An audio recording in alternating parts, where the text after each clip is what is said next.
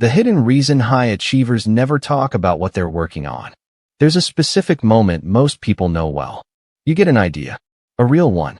The kind that makes your chest feel tight with possibility. And almost before the idea fully forms, you're already composing the text. Already imagining how you'll explain it. Already picturing the reactions. And there's nothing wrong with that impulse. It's deeply human.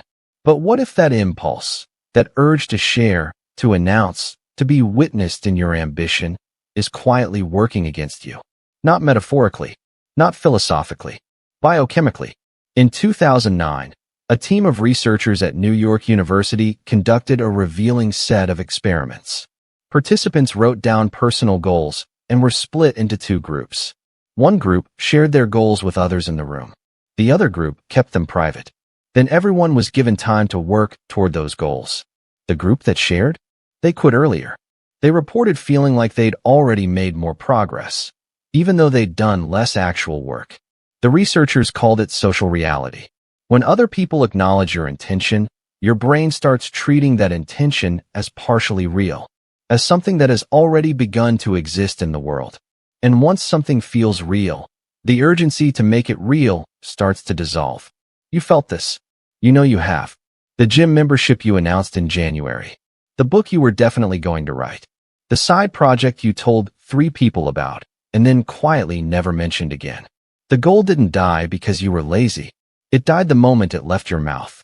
Here's what's actually happening underneath the surface. Your brain runs on prediction and reward. It's constantly asking one question. What do I need to do to feel good right now? When you work toward a goal in private, the only reward available is the result itself. Progress. Completion. The thing actually happening. So your brain stays hungry, stays motivated, stays pointed at the target. But when you announce the goal publicly, something changes. The reactions you receive, the thumbs up, the "oh wow," the "you've got this," those trigger the same neural reward circuits as actual achievement. Your brain receives a signal that reads, social approval received, goal acknowledged, tension reduced. And here's the part that should concern you. We are living through the most socially rewarded era for announcing things in human history. Every platform, Instagram, TikTok, X, LinkedIn, is architecturally designed to give you maximum feedback for sharing your intentions. The algorithm doesn't reward finishing. It rewards posting. First day at the gym? Post it. Starting a business? Announce it. Learning guitar? Film the first chord. And the response floods in immediately, before you've done anything of substance. Your brain collects that reward, files the goal as socially processed, and the internal drive, the quiet fire that would have pushed you through the hard weeks, flickers. Not because you're weak, because you were never designed to run on public fuel for private work. The people building the most interesting things right now, you won't find them announcing it. You'll find them silent, head down, moving. There's a cost to this pattern that goes beyond unfinished projects. When you consistently announce things you don't complete, you start to develop a relationship with yourself built on distrust. You make promises to yourself, out loud, in front of others, and then quietly fail to keep them. Over and over. And even if no one else tracks it, you do. Somewhere beneath the surface, a quiet accounting is happening. A record of the gap between what you said and what you did. Psychologists call this self-efficacy erosion. Every time you declare a goal and abandon it, your internal belief in your own ability to follow through gets a little smaller, a little quieter, until one day you find yourself hesitating before starting anything. Not because the task is hard, but because somewhere inside, you already don't believe you'll finish it. That hesitation, that's not a character flaw. That's a learned response. Your own history taught you not to trust yourself. And the cycle continues. Because the less you trust yourself, the more you seek external validation before beginning. Which means more announcing, more praise, more empty momentum. It's one of the quietest, most invisible traps a person can fall into. And most people never even identify it as the trap it is. So what does the research say actually works? Derek Sivers, entrepreneur, writer, TED speaker, gave one of the most watched short talks on this subject. His conclusion, drawn from decades of behavioral research, was direct. Telling someone your goal makes it less likely to happen. Not because goals shouldn't be shared ever, but because the timing of sharing matters enormously. Research from Gallwitzer, Sheeran, Mahalski, and Seifert found that identity-relevant goals tied to who you want to become, are especially vulnerable to premature sharing. Because when someone witnesses your stated intention, your identity updates immediately. You become the person pursuing that goal in their eyes, and in your own, before you've earned it through action. Here's the nuance though. Not all accountability is equal.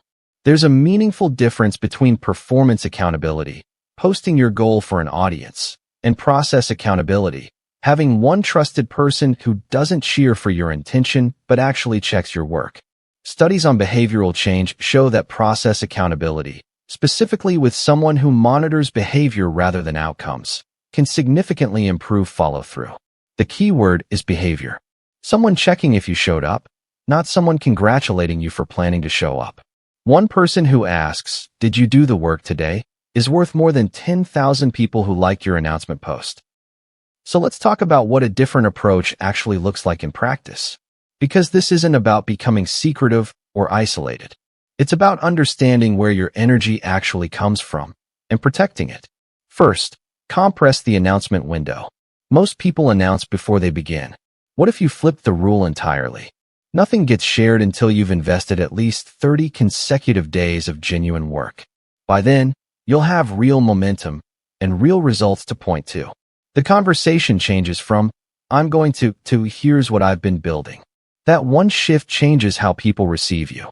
And more importantly, it changes how you receive yourself. Second, audit what you're actually seeking. Next time you feel the urge to post about a goal, pause for 3 seconds and ask yourself honestly, am I sharing because this will help me or because I want to feel seen? There's no judgment in either answer, but knowing the difference is everything. If you need to feel seen, journal it. Talk to someone you deeply trust. Find the witness without finding the audience. Because an audience wants a performance. A trusted person wants your growth. Those are very different things. Third, redefine what progress looks like. In a culture that celebrates public milestones, private progress can feel invisible, worthless, like it doesn't count unless someone else sees it. That feeling is a lie your social environment trained into you. The hours no one saw, the attempts that didn't work, the quiet Tuesday nights when you kept going anyway. That's where real transformation lives. The most significant changes in a person's life almost never announce themselves. They accumulate silently. And one day, someone who hasn't seen you in 6 months looks at you and says, "Something is different." And you'll know exactly what it was. Every quiet evening, you chose the work over the post. Here's the honest truth about silence as a strategy. It's uncomfortable. We are wired for connection, wired to want witnesses for our struggles, our efforts, our becoming. There's nothing broken about that. But there's a version of being witnessed that actually serves you, and a version that quietly consumes you. The version that serves you is earned. It comes after the work, after the result, after you've already proven something to yourself. The version that consumes you comes first. It replaces the work. It gives you the feeling without the foundation. And here's what nobody tells you about choosing the harder path, the quiet one. You get to meet yourself. When there's no audience, no reaction to manage, no performance to sustain. It's just you and the work. And in that space, you find out things about yourself that praise could never teach you. You find out if you actually want this, or if you just wanted to look like someone who wants this. You find out how you handle failure when no one's watching. You find out what your real capacity is. And once you know those things, truly know them, no one can take that from you. No one can shake your confidence. Because your confidence isn't built on what people said about your potential. It's built on what you've already done in the dark. That's a different kind of person. Quieter, steadier, less interested in being believed, because they no longer need to be. You have something you've been circling around. Something you've almost started, almost announced, almost posted about. Try something different this time. Don't tell anyone. Not yet. Just go do 1 hour of real work on it. Then another. Then another. Let the silence be the container that holds it together while it's still forming. And when it's ready, when you're ready, the world will see it. Not because you announced it, because it's undeniably there. If this gave you something to think about, share it with one person who needed to hear it today.